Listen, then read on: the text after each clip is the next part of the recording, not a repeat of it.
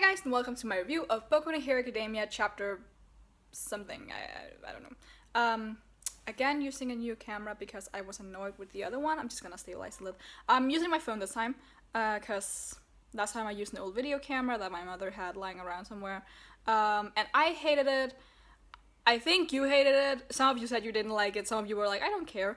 I mean, with some of these things, you just have to listen to my voice. So you could just like open me in another tab and just listen to what I have to say. That way, you don't have to deal with how ugly I am today. Because this is not. Exams are stressing me out. Let's just blame that. But Boku no Hero Academia. Let's start with that. We start off with a color page, which was really pretty. I liked Tamaki in color. He looked really good. And it was just color pages always make me like really hype. There's just something about seeing everything in color that's just like I love that so much. But we move on from Tamaki. As I said, I wanted it to last time because of course it wouldn't make sense to stay with him for a long time. And we go to Deku and his team, which is like the big team that we still have left, and they're chasing after Mirio. And I really like the little point where Kirishima's like, oh, I'm so worried about Mirio, and then Fakam is like, don't be worried, like, support him. And then Kirishima's immediately like, yes, we should trust Senpai. I like that because you should trust in him. You should trust in the people who tell you, trust me, I'll take care of this. Because even though we all know he won't succeed in whatever he went out to do, like beat up the bad guys and take Eri back, they should trust him, because if they just worry too much, they won't get far. And if they don't have trust between heroes, like, it's hard to do your job because you're just worried that someone else would fuck up, and that's just not ideal. But a lot of stuff goes down, and we end up having Kirishima and Fat Gum facing off against two people who call themselves the Shield and the Spear. I forgot what they were called. Something and something. The Shield and the Spear, let's go with that for now. And I think it's really interesting that the guy who's like the Shield, he calls them like the Shield and the Spear, and he calls Kirishima and Fat Gum a shield and a shield. Which is super interesting because that means, like, as again they say, they're good defense, but when it comes to offense, they either need like backup, or they need to, I don't know, do something else. Cause Kirishima has his hardening, which really is good for defense, but it's not like he can't throw punches. The problem is when the defense he's up against is really, really strong as well. Because he is mainly a defense type character. We saw that as well in the cavalry battle. Also, by the way, I really like his little flashback to Bakugo. Like, we just need to talk about that for a second, because we know that every time Bakugo appears, even if it's just one panel in a flashback, I'm in love. It just, but yeah, I think it's gonna be interesting to see how Fat Gum and Kirishima are gonna deal with this, because Kirishima needs more attacks.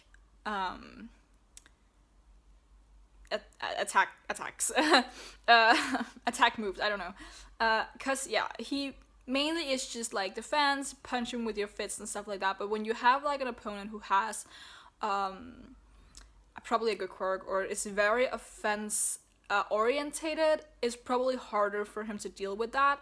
And again, it's like what we saw with when he fought against Bakugo, because when Bakugo just like, he kept blowing punches at him, and eventually Kirishima's defense crackled and he went down, because in a stamina fight, he is probably gonna lose. So it's gonna be interesting to see how much he's evolved from that time, because the tournament, the sports summer festival was a long time ago, like 3-4 months at this point.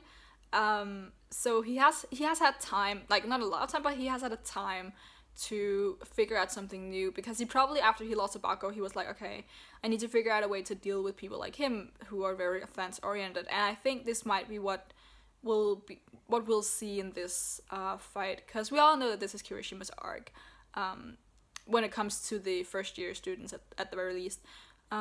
So hopefully we're gonna see more from him, other than just his like total defense, ultimate hardening, whatever it was called. But yeah, it was super. I really like that we're already getting apart with Kirishima. And I think we're very much like in the people are gonna be left behind. That when we come to the end, there's only gonna be one or two people left. I really like again also just going back to before they were taking away Kirishima Facom. I liked how the villains are smart enough to think, okay, we need to get Aizawa out of the way because he's trouble. He's hard to deal with because he can literally erase your quirk. So unless you're just like a really good fighter without a quirk, you have a problem. And even then, Aizawa's a good fighter. Like he erases your quirks and then he fucks you up. So yeah, I'm glad that we always have that little bit with Aizawa because I love him a lot. I just this group of people, Kirishima and Aizawa, I'm so happy that they're part of this group. It makes me really happy. But I think we're gonna see the group split one or two more times, and I think Daku and Aizawa will definitely make it to the end because they're very determined to keep Aizawa in their group.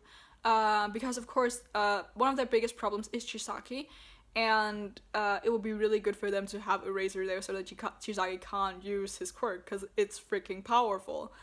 So I think the final group will be Daku, Aizawa, Night Eye, and then I forgot what his name was, but the guy who's annoyed with the students, the guy who keeps talking against them being there. I think he's gonna be there as well because I think he's gonna be not the first victim, but I think he's gonna turn out to be like the weak link, if that makes any sense. I don't know who else are left other than those people. Probably some. Like if those are the only 5 left, then I think that's the group that's gonna make it to the end. I feel like there's one more hero who's there, but I forgot. I completely forgot what the group was. But yeah, we'll see. I think that's what I have to say about this chapter. Did you like it better with my phone other than the camera? Because the camera was really shit. Like, we can all agree that the camera was completely crap. But is it fine with the phone? Because I'm shaking just a little bit and my arm is really hurting at this point. But is it better? I think it is. I think it might be. I just need to figure out. Yeah, I don't know. I'm of course I'm really distracted by my reflection. I talk about this in my Haikyuu review as well. So, but yeah. I don't know how this is gonna work for live reactions though, because for reviews I can just talk. For live reactions, which I know I'm gonna do for sure because again you asked me to. I don't know how that's gonna work, but we'll see. We'll see how I'm gonna figure that out because I have like 5 minutes to do that. So yeah. You can leave a like. You can comment what you thought about not the video, but also the video, how you thought about what you thought about the camera, but more about what you thought about the chapter. I can't speak anymore. And yeah, you can subscribe if you want to see more. Until next time, bye.